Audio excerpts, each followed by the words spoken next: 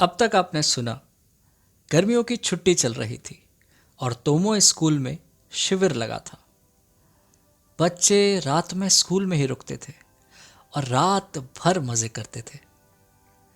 रात के समय बच्चे अक्सर डर जाते थे।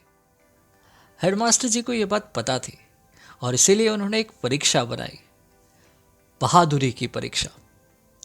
क्या बच्चे इसमें पास होंगे? आइए सुनते हैं।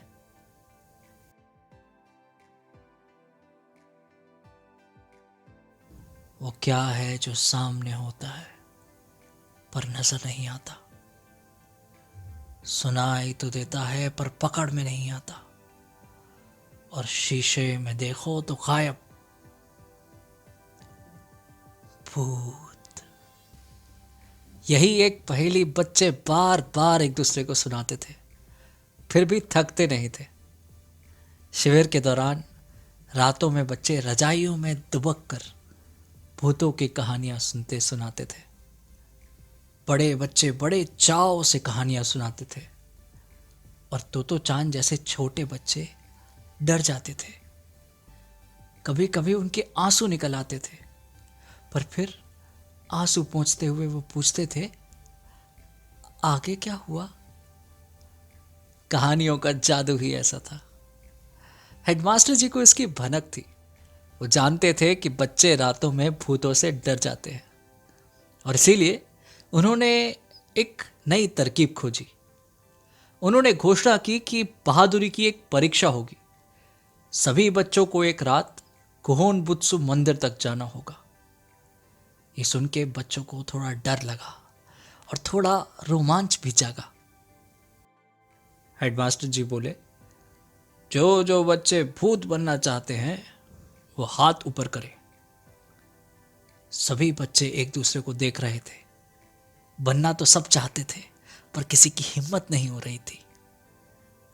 आखिरकार 7 लड़कों ने हाथ खड़े किए।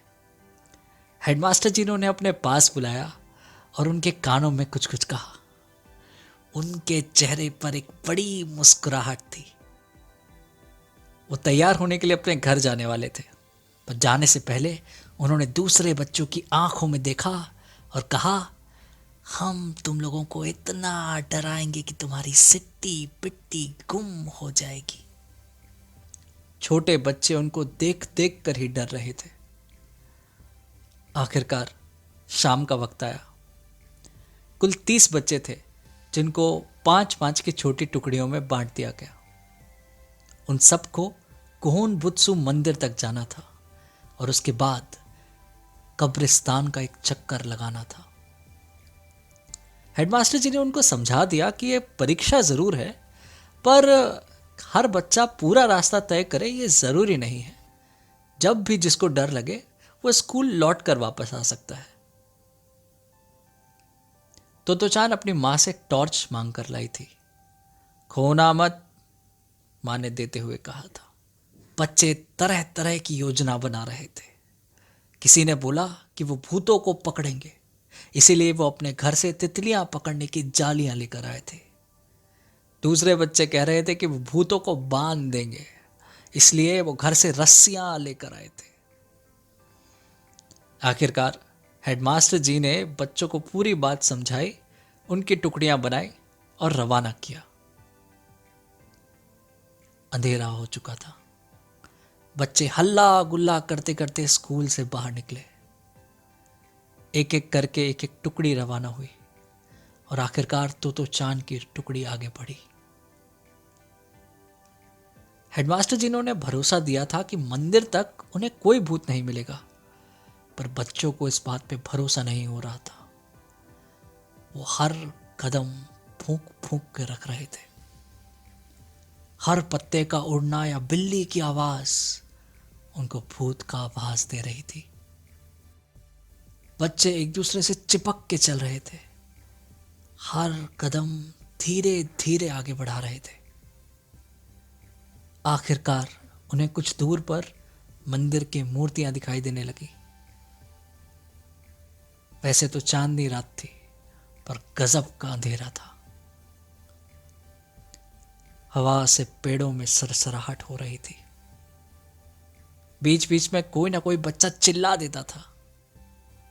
कभी कोई दूसरे के पैर पर पैर रखता और दोनों बच्चे चीख उठते। डर इतना बढ़ गया था कि बच्चे जिसका हाथ थामे थे उस पर ही शक कर रहे थे कि वो भूत तो नहीं। तो चांद ने फैसला कर लिया, चाहे जो हो जाए वो कब्रिस्तान तक नहीं जाएगी। जितनी बहादुरी दिखानी थी वो दिखा दी, बस अब और नहीं। जब उसने टुकड़ी के दूसरे बच्चों से ये बात कही तो मालूम हुआ कि सब बच्चे इतने ही डरे हुए हैं। उसे थोड़ी तसल्ली हुई कि कम से कम वो अकेली नहीं है। आखिरकार सब तेजी से भागते हुए वापस आ गए।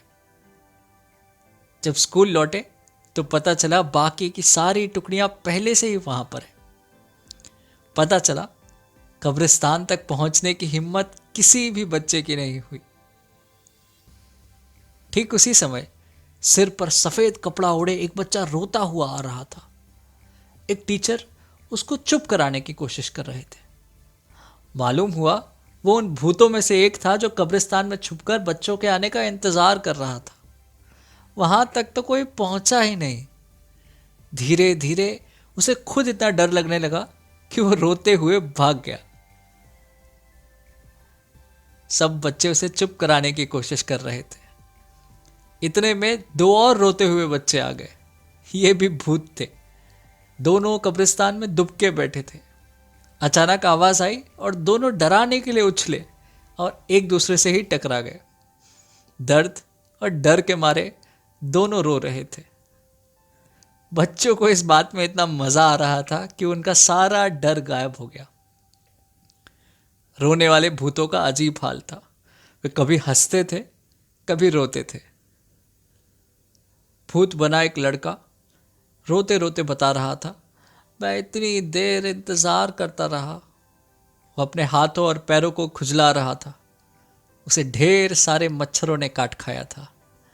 अरे देखो, भूत को भी मच्छर काटते हैं, एक बच्चे ने बोला। सभी बच्चों को बड़ा मजा आ रहा था। अब मैं बाकी के भूतों को भी ले आता हूँ, हेडमास्टर जी बोले। उन्हें ज़्यादा दूर नहीं जाना पड़ा। भूत बने सभी बच्चे सड़क की बत्ती के नीचे डरे हुए मिले। वो उन सबको स्कूल ले आए। उस रात के बाद तोमोई के बच्चे भूतों से कभी नहीं डरे, क्योंकि उन्होंने उस रात खुद भूतों को डरे हुए देख लिया था। गर्मियों की छुट्टियां पलक झपकते ही खत्म हो गई। अब बारी थी स्कूल की यात्रा की। और ये यात्रा कोई आस पास की जगह की नहीं थी। बच्चे सुदूर एक टापू पर जाने वाले थे। इस यात्रा में क्या कुछ होने वाला था, आइए जानेंगे अगले एपिसोड में।